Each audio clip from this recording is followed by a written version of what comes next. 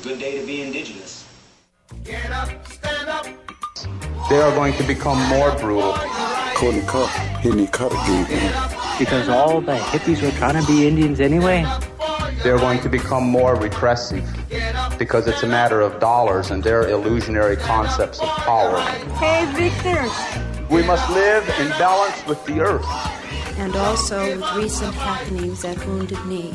I am awake. Welcome to Native Roots Radio presents I'm Awake, and I'm your host, Wakanja Hade. Hey, Kadagi to all my friends and relatives in four directions. You are listening to Native Roots Radio presents I'm Awake, and I'm your host, Robert Pilot. Hey, we discuss local and national Native news and events, and as you know, Chujunk, Native issues are human issues, and human issues are Native issues. Yes, you are right, Dega, and this portion of the show is supported by the Minnesota Indian Women's Sexual Assault Coalition. Hey, tomorrow, Tuesday, August 13th in Minnesota, we have a primary, and it's deciding what candidate will represent the party on the election in November. And we have a couple big-time races, Haley, that we are keeping our eye on. Definitely. Yeah, these major primary races in the Twin Cities here include Ilhan Omar versus Don Samuels to represent the Democratic Party in Minnesota's 5th Congressional District, and Royce White and Joy Fraser to represent the Republican nominee for Minnesota State Senator. Yeah, it's a crucial election, and we want to make sure that everyone, even if you can tonight, run over there and vote ahead of time if you can't, or again, tomorrow's the primary until 8 o'clock, and they don't turn anyone away here in Minnesota if you are in line, and if there is a line, but make voting a tradition, Haley. Yeah, absolutely. Every step of the voting process is a crucial one, and sovereignty, Native American sovereignty, is always on the ballot. So just remember that. You can look up where to vote and who is on your ballot at myballotmn.sos.state.mn. Hey, so we got a jam-packed show as always. Wendy and I will be talking about our mouse situation in our house. It was very interesting. Very interesting. We were going to name them. We've never had mice. We usually have cats, and we have. Well, you'll have to wait for that story, and then of course she'll have her sacred animal section, and then also we have Eric Ortiz, Executive Director of Strong Mind, Strong Body Foundation. We're going to talk about the Youth Community Journalism Festival here in the Twin Cities. Totally sounding cool on that. But Haley, we talked about this. This just came out, and I want to say a few things about Michael Moore and the first documentary that he did was about the closing. Roger and Me, the closing, and then he's done Columbine, and he's done all these other great documentaries, and so he's been around for a long time, Academy Award winning documentary. But I want to say one thing about him, which was really interesting. He predicted on MSNBC that Trump would win. Really? He was one of the only people, you know, how we were all stunned. And then he also predicted that Biden would win too. So he's got his, I don't know, his pulse, his hand on feeling the pulse of what's going on in this country still after all these years. And he had a lot of reasons. But what came up on his website is that he has a lot of cool information I'd like to go over with you here. And I just want to say this too. It's he states that America is a liberal nation, and the Republicans have lost the popular vote in 7 of the 8 last presidential elections, and this is why. And I don't know if you want me to go through them, but we can go hit on these. Should we do every other one? Let's do them all and do them quick. I know we only have 5 minutes, but you and I do every other one. Yeah. Oh, equity, right on. Yeah. Ladies first. Okay, so MichaelMoore.com says 69% of Americans support legal abortion. Yes, 72% of us don't own a gun. And 90% of us want more gun control laws. 72. Hey, this is kind of fun. 72% believe that the climate crisis is real. Good. And 71% of us support labor unions. Heck yes. I just came from a union as a high school teacher. Hey, 79% of us want the rich to pay more taxes. Heck yeah. I bet you that 21% were the rich people that voted against it. Oh, wow. That's a good guess. Hey, 76% of us want a higher minimum wage. Well, I don't know. No, I'm for that. I'm just kidding. Yeah, right on. Hey, 70% of us support legalizing marijuana, and I think the other 30% were stoned and didn't vote correctly. No, yeah. I'm just kidding. Well, it is medicine. It's the whole nation. Yeah, 73% of us want student loan debt relief. Yes, we do. Heck yes. 65% of us want SCOTUS term limits. Oh, yes, that would be a beautiful thing. And I believe that when we have the blue tsunami this coming election, that we will move either towards that or at least getting more Supreme Court members in there. Because right now they're out of control. I agree. Yeah. Hey, 84% of us want free pre-K and 3K. Yeah, cool. 69% of us, which is a weird number for this thing, 69% of us support same-sex marriage. Hey, high enough percent for me. Right on. 65% of us want to end the Electoral College. I think if more people knew what that was, it'd be a higher number. Yep. I agree. Hey, 89% of us oppose gerrymandering. Well, that should be 100% because, seriously, really, Democrats gerrymander too. So, yeah, but it's really bad here in Wisconsin. Well, I'm not in Wisconsin. I'm in Illinois right now, but I drove through Wisconsin. It's really bad. It is. Yeah, we've talked about it quite a bit. Right. Yeah. 70% of us, this is a big one, 70% of us want a ceasefire in Gaza now. Absolutely. And we were, and it sounded like Harris did mention that in the last few days, that she wants the ceasefire. So that's huge. Mm-hmm. And 72. It is your turn. Okay. I knew I'd mess this up. Hey, you got it. All right. 72% want money out of politics. Yeah. How about a shorter, like England, they only do it for a month and the government pays for all those ads. So you don't have big money in it. Yep. 70% of millennials say that they'd likely vote for a socialist. 70%. Wow. That's interesting. Hey, 79% of us are women plus young adults plus people of color. Wow. Ooh. Join the majority. Yeah, join us. That's crazy. Amazing.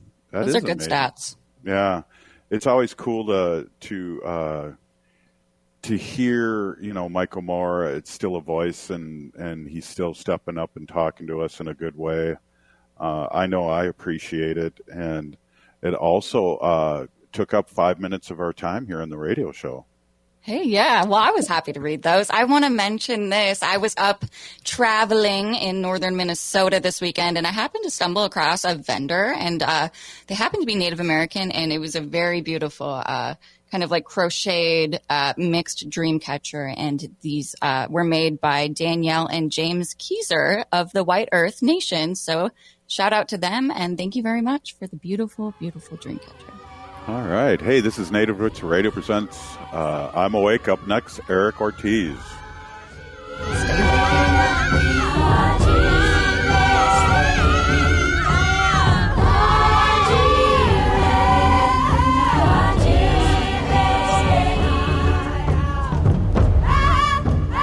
I heard sex trafficking happens a lot in Indian country. What is that? Here are some of the real reasons why sex trafficking happens in Indian country. Unequal gender roles that were forced on us by colonization. Communities don't have enough resources. Silence around domestic and sexual violence. Lack of attention and justice for missing and murdered Indigenous people. There's a lot of behavior that keeps our communities out of balance. These are just a few true reasons why Native communities are targeted by traffickers. When these acts of violence happen in our communities, it opens us all up for exploitation. Sponsored by the Minnesota Indian Women's Sexual Assault Coalition. Everyone likes a litter-free ride on Metro Transit buses and trains, so pitch in. Take pride in your ride and take your trash off with you when you get off at your stop. You'll find trash bins at every Metro station. Want to help clean up transit stops in your neighborhood? Join the hundreds who volunteer to adopt a stop and keep it picked up. Learn more at metrotransit.org/adopt-a-stop. That's metrotransit.org/adopt-a-stop. Bonjour, hello. My name is Wabin. I am an enrolled member of the White Earth Nation, descendant of the Navajo Nation, and co-chair of the Indigenous Employee Resource Group with the Minnesota Department of Transportation. MnDOT is hiring for a variety of positions from road maintenance to accounting and more. We offer great benefits. For more information or to set up a one-on-one resume and application assistance, visit mn.gov/careers, or you can text or call 612-257-2388. 612-257-2388. The city of Minneapolis is now on Native Roots Radio with Minneapolis AIR. AIR stands for American Indian Relations. Guest host Christine McDonald talks to people about important things affecting the city's Native communities. Minneapolis AIR dives into topics like public safety, public health, elections, and so much more. Tune in to Minneapolis AIR on Native Roots Radio from 5 to 6 p.m. on the second Wednesday of every month, right here on AM 950. You're listening to Native Roots Radio. This is Spirit from Reservation Dogs. Get up and listen.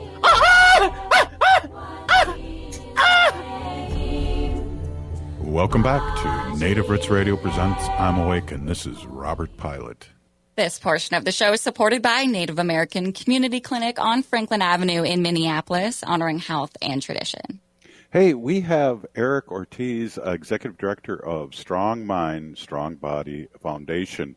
And we're going to talk a little bit about the Youth Community Journalism Solutions Festival. Welcome, Eric. Thank you. It's great to be here. Right on. Hey, we're glad to have you on there. Let's talk a little bit what's happening. That's coming up tomorrow. And it's just the title. I've heard a little bit about this. It sounds really exciting. And it's almost what McGeezy used to do as an organization back in the 70s with college people that they would train to get into the media game. And so it's exciting to hear this, Eric. Yeah. So I'm with the Strong Mind, Strong Body Foundation. It's a youth and community development organization. We got started in 2021. And after coming out of the pandemic, there are a lot of needs in the community here in Minneapolis, and so we wanted to help fill those needs with a focus on youth. And so the last couple of years, we've been really active in the community to provide educational and economic opportunities for young people starting in middle school. So we've been holding leadership empowerment workshops and other types of intergenerational mentorship programs, really to give opportunities to young people. And this past spring, we created a Youth Community Journalism Institute to house all of our journalism initiatives. And as part of that, we launched a pilot in Ella Baker Middle School in uptown Minneapolis. We created a middle school community journalism program. We created an online school newspaper for them and teach them community journalism so that they can have a voice for their community, for their schools, students, parents, teachers. Have a platform to talk about what they want to talk about. And it was really successful. A lot of talented students, young people in the world today, especially in Minneapolis, but all over the world. And so we've been working with some of them to really give them an opportunity to share their voice. Our program is all about empowerment and really letting youth lead, giving them the tools and the resources and the opportunities so that they can put their ideas into action. So we're all about solutions. This summer, coming out of the spring, we created a youth community journalism micro-internship program. We partnered with Speak Minneapolis, which is a community media center in Minneapolis. And it was a 6-week program, paid micro-internship program. We taught them video production, field reporting, video editing, and then to wrap it up, they produced a live community news show on August 2nd, 90-minute show. On the community issues that they covered over the course of the 6 weeks. So we did field reporting. We went to the state capitol. They interviewed Minnesota Attorney General Keith Ellison. They met with House Representative Maria Isa Perez Vega. She gave us a tour of the House chambers. They got to bang the gavel. We went to other community organizations, Central Tyrone Guzman, which is the longest and largest nonprofit serving Latino community in Minnesota. We went to Mercado Central, which is a Latino marketplace, and they learned all about community journalism. It was a great experience, and from that experience, we wanted to create an opportunity to engage with the community, and that's where the idea came for the Community Journalism Festival. So it's a Youth Community Journalism Solutions Festival, and we're going to be starting this in August. It's August 17th, this Saturday. It's going to be 11 a.m. to 3 p.m. at Cedar Field Park in the Phillips neighborhood of Minnesota, Minneapolis. And we're going to be we're partnering with Little Earth Community on this. It's an indigenous community in Minnesota, and a lot of great people there and a lot of great young people.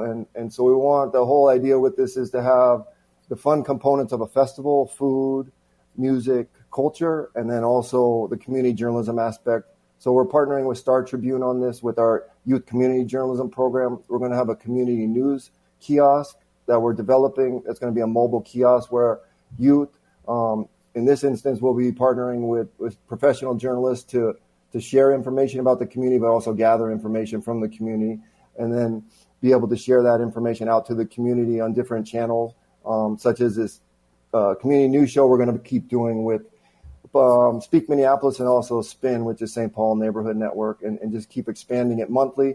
So we'll have a monthly TV public access show, and then also have a monthly event that tied to the issues that they're talking about, the community issues. So what came up in the course of the micro internship, a lot of the issues that the kids did reporting on, the young people were, drugs, public health, public safety, immigration, entrepreneurship, local business development, economic empowerment. And so we're going to bring together the community with community experts in those fields to talk about solutions, how they can learn about creating solutions to these issues and working together as a community to help solve them.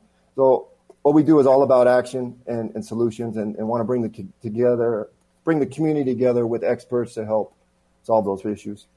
Eric, I wasn't able to ask a question. You answered them all, but I don't know if you know my background. I taught high school film and video for 30 years, and so this kind of stuff really excites me.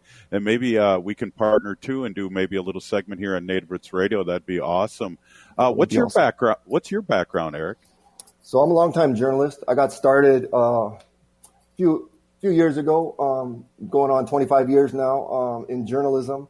I got started as sports journalism at ESPN.com. I was a digital editor in the early days of the internet, and I was in sports journalism. I was at ESPN for 8 years. Then I went to New England Sports Network in Boston, was founding editor of NESN.com. That's cable television home of the Boston Red Sox, Boston Bruins, and turned that into help develop that with a team of young journalists again, in the number one regional sports website in the country. And then got a fellowship at Stanford, a John S. Knight Journalism Fellowship, and kind of transitioned into entrepreneurship, and with a focus on local news, community news. How can we amplify the voices of the underserved and marginalized, and really looked at how can we make local news sustainable? The problems that still exist today with local news. I started that's what I spent my year focused on. Coming out of that, I created kind of went into entrepreneurship, started a tech media company for a few years. I was focused on community journalism and mobile journalism, and really empowering and democratizing local news and giving everyone the power to tell their own story and use their voice and do their own reporting, and just continued that in different roles. Started a lot of newsrooms, built a lot of newsrooms, and been doing that for the last few years. But really, I'm passionate about community building, strengthening communities, and that's kind of where the intersection of my work is today. It's that intersection of journalism, community building, youth education, and how the community can really use asset-based community development, focus on the strengths of the community to create solutions for the community. So that the Strong Mind, Strong Body Foundation is a key part of that. I also have a day job with the Pivot Fund. That's a venture philanthropy organization, and that's focused on investing in community news organizations in underserved communities, communities of color, immigrant communities, rural communities. And so this is how I got connected, with the Little Earth community. So we're doing a news landscape analysis of the state of Minnesota, or the Midwest, but starting in Minnesota, and looking at where are underserved communities getting their trusted news and information. And so we did, I led some focus groups here and listening sessions on the ground. And so we had one with the Little Earth community in May. I met Jolene Jones, who's a community leader at Little Earth, and Cassie Holmes, another leader. And so from that, just stayed in touch with them and kind of talking with them, and then had this idea, how could we take our research that, we covered the whole state and really identified some emerging and existing media entrepreneurs who are doing non-traditional things in media, but serving the communities and different communities in very impactful ways. How could we take this research, which is going to be part of a public report that we're in the final stages, and will be released soon.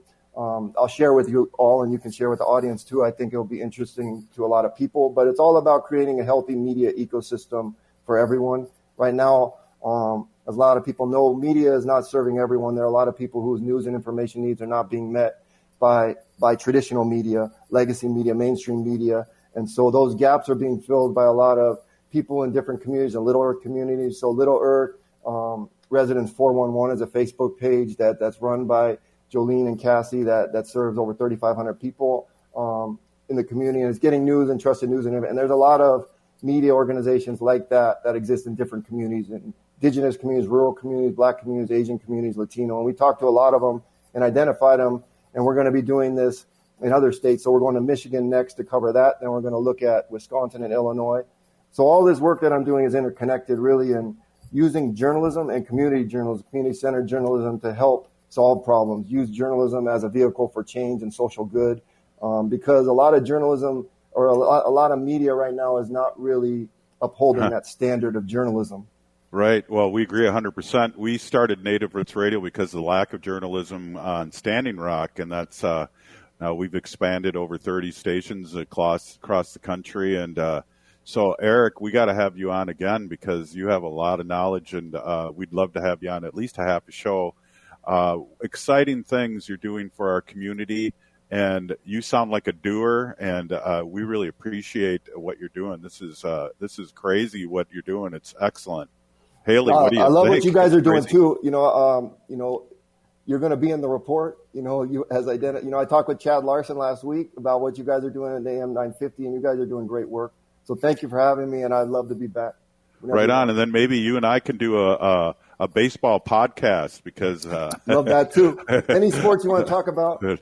I'm a baseball fan. I love baseball. I used to play, and I still love it. It's a great game. On. Yeah, well, you were out in Boston, and I know how crazy they are out there.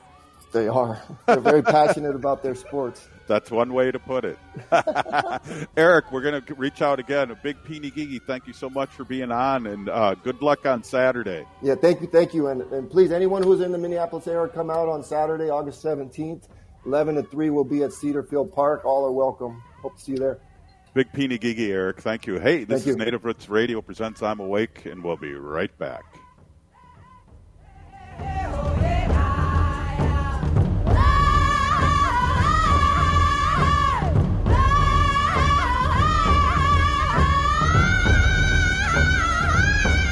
Minnesota has the only original wolf population in the continental United States. And 80% of Minnesotans believe the wolf should be protected. Howling for Wolves is asking Minnesotans to respect our true wildlife manager, the wolf. Their survival is critical to our ecosystems, our communities, and even our economy. As highly intelligent animals with strong social bonds, Minnesota wolves deserve to be protected and admired. Learn more at howlingforwolves.org. Let's live and let howl. Minnesotans age 65 plus might qualify for Health Partners Minnesota Senior Health Options. The plan includes personal support, coverage for medical, prescription drugs, and dental, plus over 30 extra benefits. Eligibility information is available at healthpartners.com/oneplan. Health Partners is a health plan that contracts with both Medicare and the Minnesota Medical Assistance Medicaid program to provide benefits of both programs to enrollees. Enrollment in Health Partners depends on contract renewal. Everyone likes a litter-free ride on Metro Transit buses and trains, so pitch in. Take pride in your ride and take your trash off with you when you get off at your stop. You'll find trash bins at every Metro station. Want to help clean up transit stops in your neighborhood? Join the hundreds who volunteer to adopt a stop and keep it picked up. Learn more at metrotransit.org/adopt-a-stop. That's metrotransit.org/adopt-a-stop. Hi, Jim of Better Futures Minnesota here. Does your business or organization need janitorial services, lawn care, or snow removal? Obtain a free, no-obligation estimate from Better Futures Minnesota when you let us know that you heard about us on AM 950. Our supervised, hard-working, and affordable crews will handle your interior and exterior building and property maintenance needs while you help men in the community transform their lives and walk on a positive path to success. It's a win-win. To learn more, go to betterfuturesminnesota.com under Business Services. J&S Bean Factory is a native-owned, community-supported, cozy, artsy coffee shop which offers roasted on-site beans, live music, and baked goods. Relax in the beautiful outside patio. City Pages writes, voted top 10 coffee shops. Tucked into a quiet corner of St. Paul's Highland Park neighborhood, this coffee shop roasts beans on-site from the best coffee-growing countries in the world. Located at 1518 Randolph Avenue, St. Paul. The good stuff. Back to school is just around the corner, and Seward Co-op is here to help get students of any age stocked up with affordable organic options, specialty snacks, and meals from the hot bar for nights when you don't want to cook. Whether you need coffee to get your school drop-off going or just need a place to study, Seward Co-op has you covered this school year. Learn more at seward.coop. That's seward.coop. Hi, Matt McNeil here. I've had people ask if my son Charlie took our RAV4 from Rudy Luther Toyota on a cross-country road trip, and indeed he did. He headed west and saw the national parks of South Dakota, Montana, Utah, California, Arizona, Colorado, and then back home. He drove 5,000 miles. The RAV4 performed great, and he had a fantastic time. Not only was the RAV4 great on long highway stretches, but it easily handled the back roads too. And with the RAV4 Hybrid, the fuel efficiency was incredible, saving him a ton. Test drive the RAV4 today at Rudy Luther Toyota, 5 miles west of Minneapolis on 394. With a look at your AM 950 weather, I'm Patrick Lilia. Clear tonight, patchy fog late with a low of 60. Then Tuesday, sunshine with a high of 81. Vinaigrette can add the perfect complement to your next home-cooked meal. Taste test their wide selection of oils and vinegars, and they'll bottle it for you right on the spot. Vinaigrette is located at 50th and Xerxes in South Minneapolis. Check them out at vinaigrettemn.com.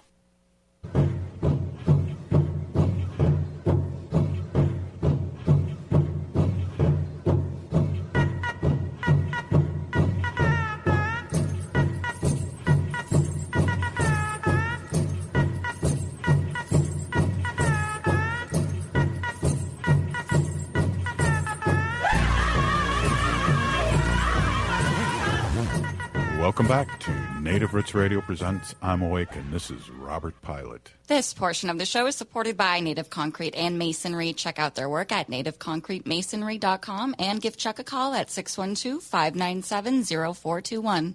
Welcome back to Native Roots Radio presents I'm Awake, and I'm your host, Robert Pilot. Hey, it's going to be like a fun fact Friday here. We got Wendy on a little early this week. We got fun stories to talk about, and I want to introduce my awesome and beautiful wife, Wendy. Wendy's been an advocate for many years, and a great storyteller. Welcome, Wendy.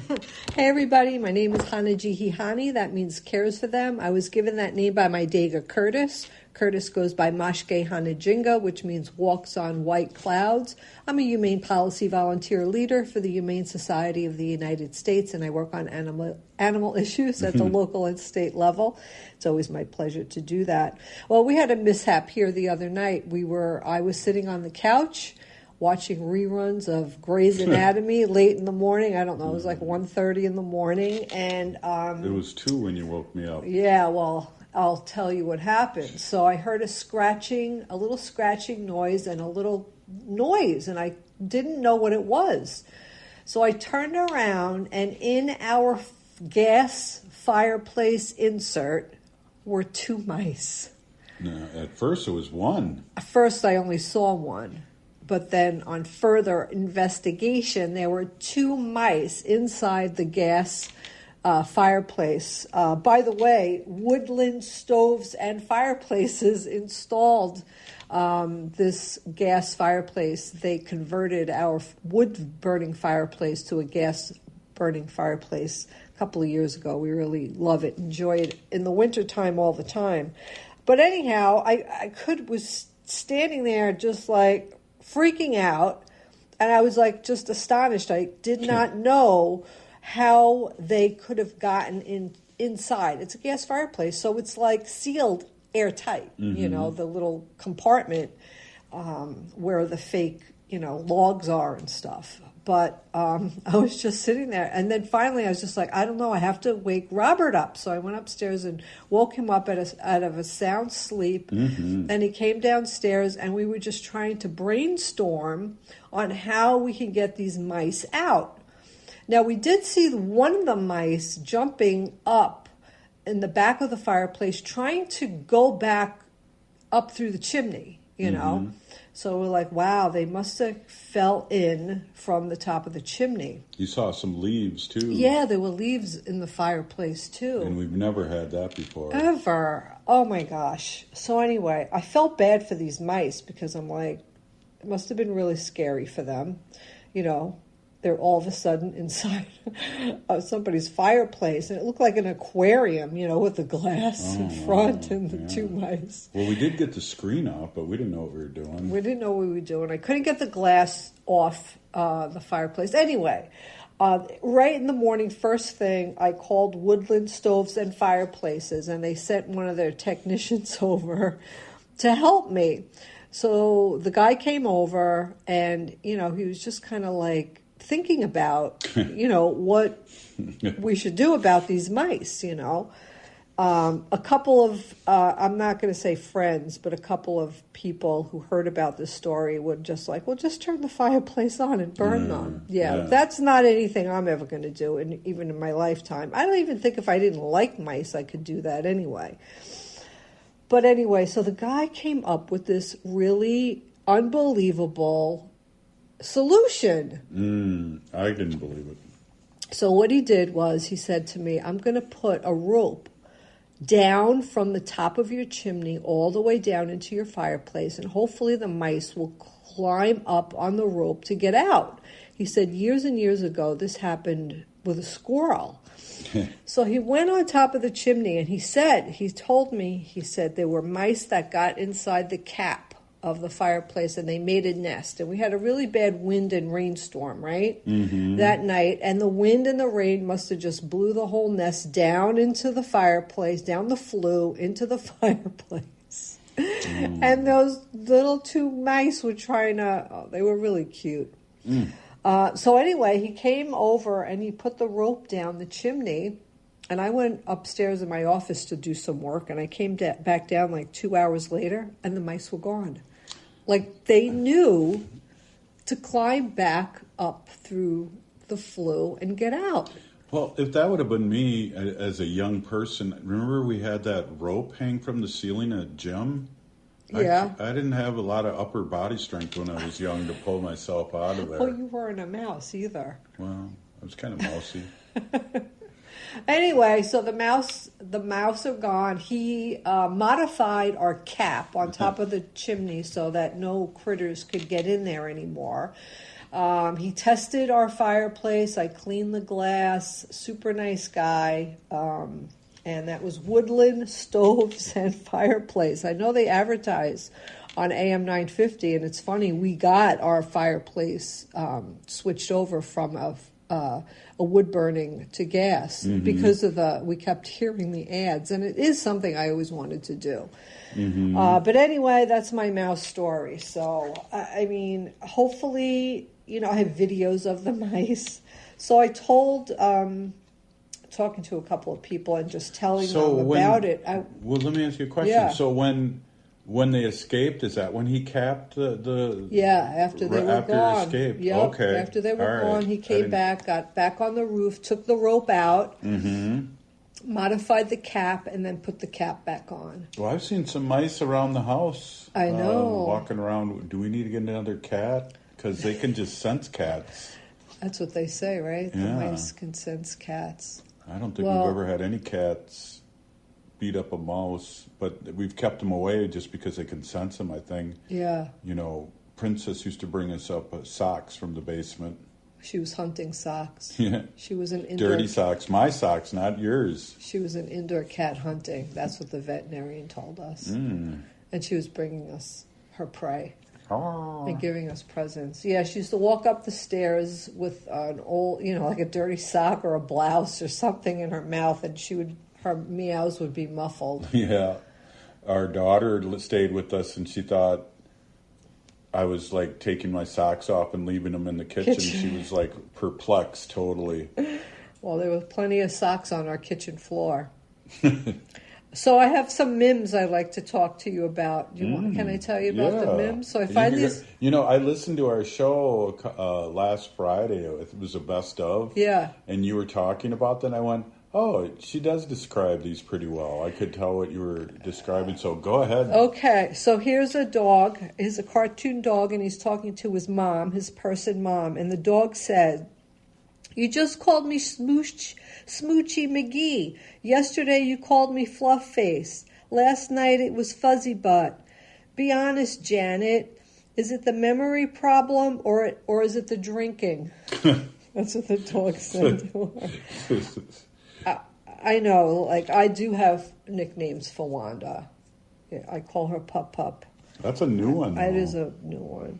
Here's one. There's a bunch of dogs, and they're sitting in the movie theater, and they went to see a horror film, and the movie is called Night of the Living Nail Clippers. Oh, no doubt. They go crazy. I'm telling you, we try to Skinned alive. Yes. Wanda acts like she's literally skinned alive.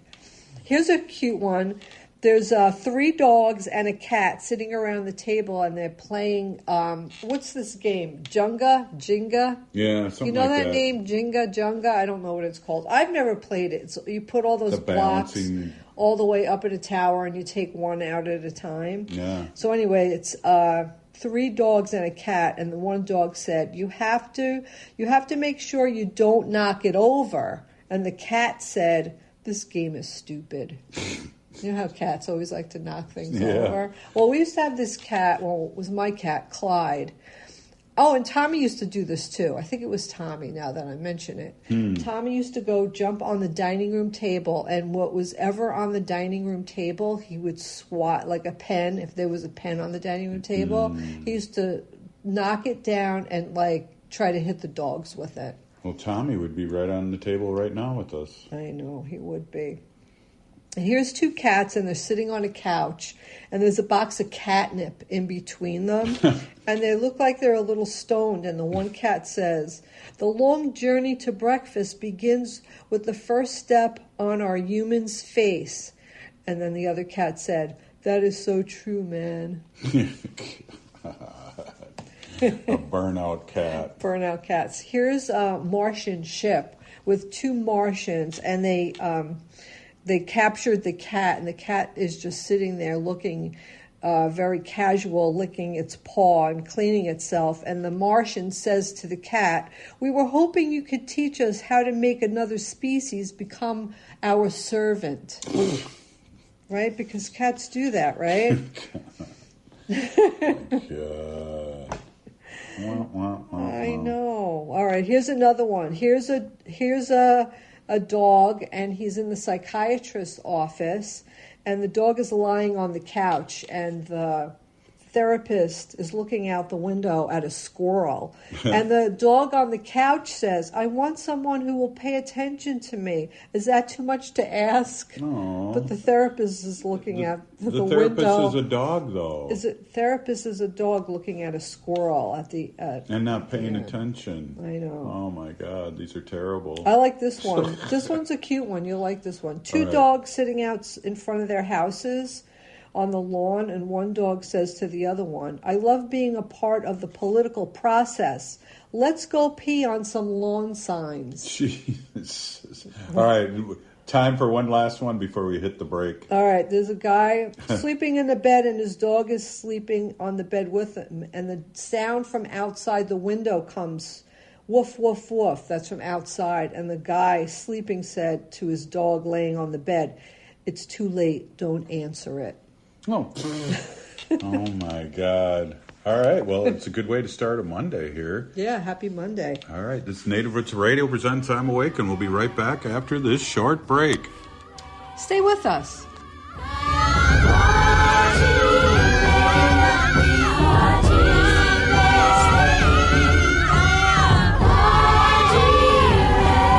The city of Minneapolis is now on Native Roots Radio with Minneapolis AIR. AIR stands for American Indian Relations. Guest host Christine McDonald talks to people about important things affecting the city's Native communities. Minneapolis AIR dives into topics like public safety, public health, elections, and so much more. Tune in to Minneapolis AIR on Native Roots Radio from 5 to 6 p.m. on the second Wednesday of every month, right here on AM 950. Bonjour, hello. My name is Wabin. I am an enrolled member of the White Earth Nation, descendant of the Navajo Nation, and co-chair of the Indigenous Employee Resource Group with the Minnesota Department of Transportation. MnDOT is hiring for a variety of positions from road maintenance to accounting and more. We offer great benefits. For more information or to set up a one-on-one resume and application assistance, visit mn.gov/careers, or you can text or call 612-257-2388. 612-257-2388.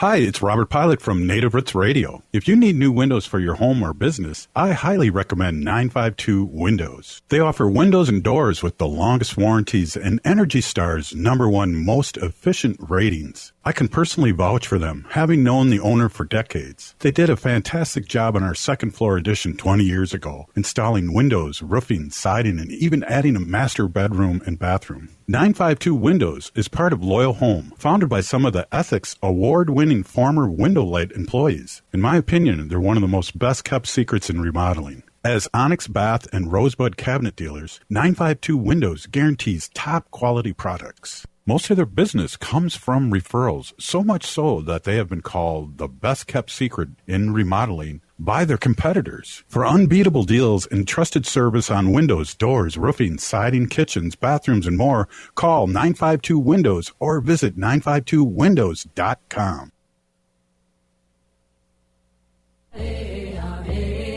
Hi, I'm Jane Fonda, and you're listening to Native Roots Radio.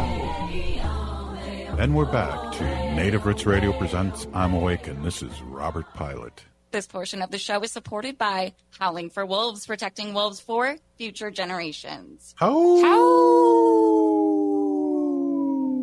And here's Wendy with the new Sacred Animals. Thank you, Robert. Thank you, Haley. Hey, everybody. My name is Hanaji Hihani. That means cares for them. I was given that name by my Dega Curtis.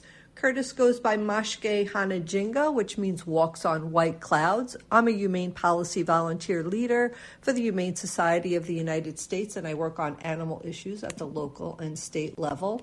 And as always, it's my pleasure to do that.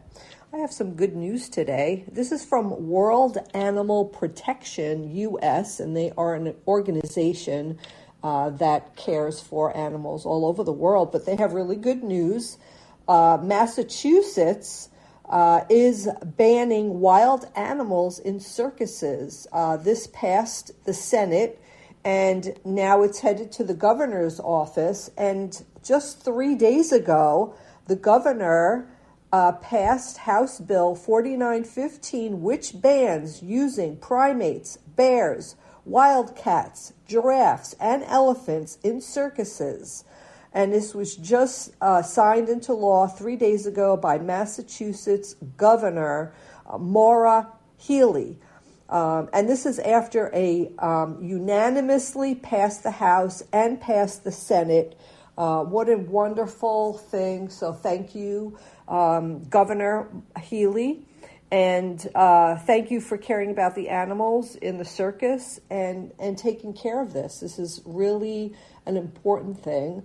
Robert and I have been protesting and talking about wild animals in circuses for years now. And, when I was a kid, I remember my mom taking my sister and I to the circus, and there was a bear riding a bicycle around. And I'll never forget this. He had kind of like a hook in his nose, like through his nostrils, and like a wire, like a small chain going to the trainer. And the trainer had a whip in his hand. And I remember as a small child, like thinking about this and saying, like, this bear is not having fun. Like, this is not what a bear should be doing. Like, I didn't really understand it, but I remember leaving the circus and being sad. And I told my mom I don't want to ever go back to the circus. And I didn't really know why, but I remember that. And I remember that bear. So this is just a few ways that wild animals can suffer in circuses.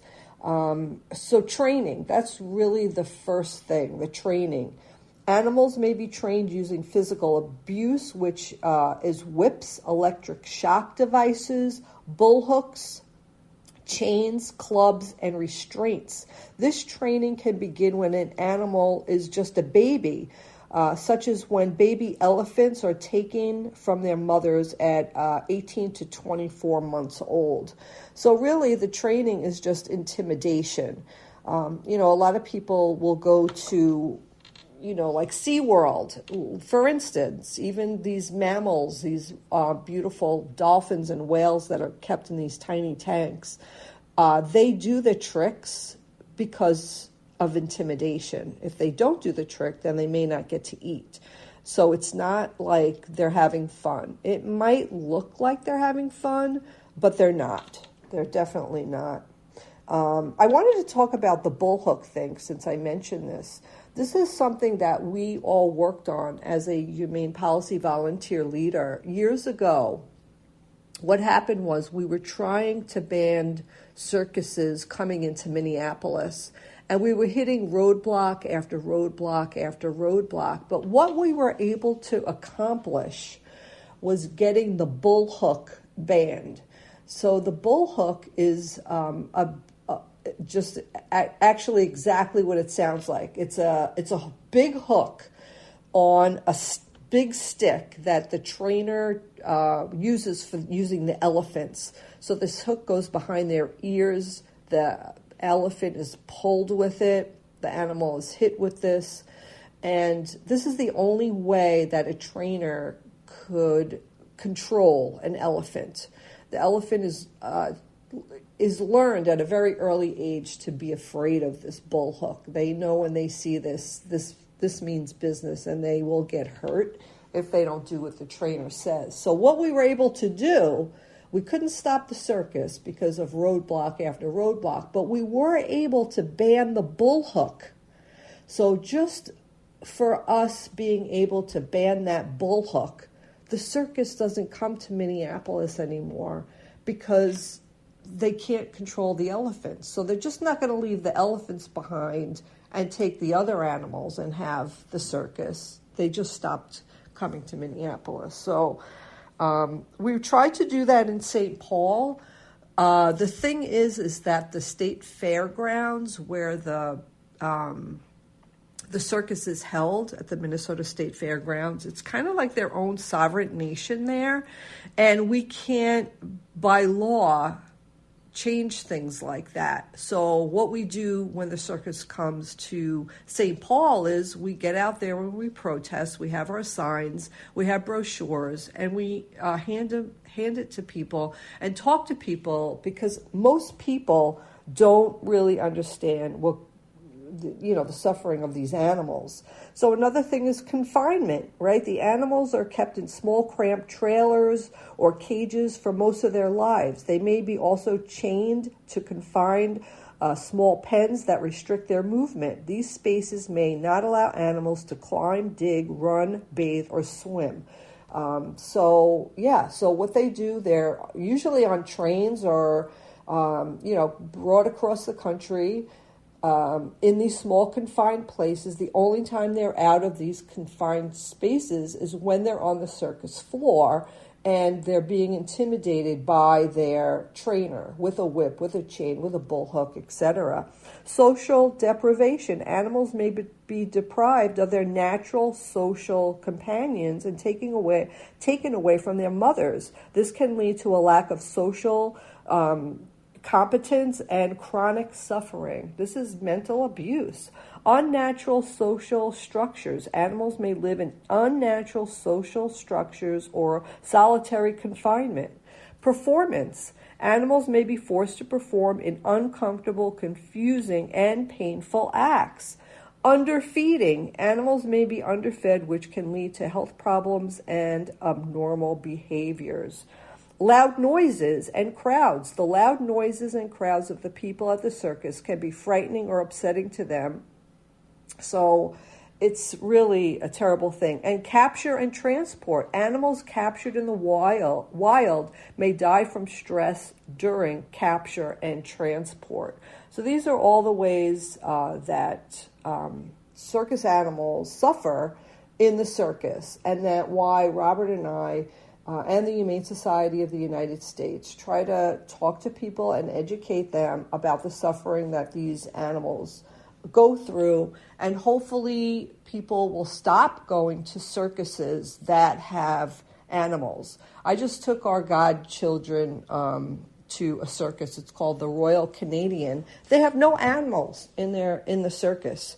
They have acrobats and dancers and motorcycle drivers and all kinds of things. It was a spectacular show with absolutely no animals involved, no animals captured, no animals being tortured and put in tiny cages and in solitary confinement and being intimidated by these cruel ways of training. It's not like your dog, Wanda, I train her, but I use positive reinforcement, so it's fun for her. But these animals are not trained with positive reinforcements, although I'm sure the trainers would like to tell you that, because if you really knew the truth, you wouldn't be attending the circus. So if you see a circus online, it's coming to your town, don't go. And talk to people who might be going and educate them, right? We have to stop this. This is 2024. Anyway, way to go, Massachusetts. This is really a wonderful thing that just happened. So back to you, Robert. Back to you, Haley.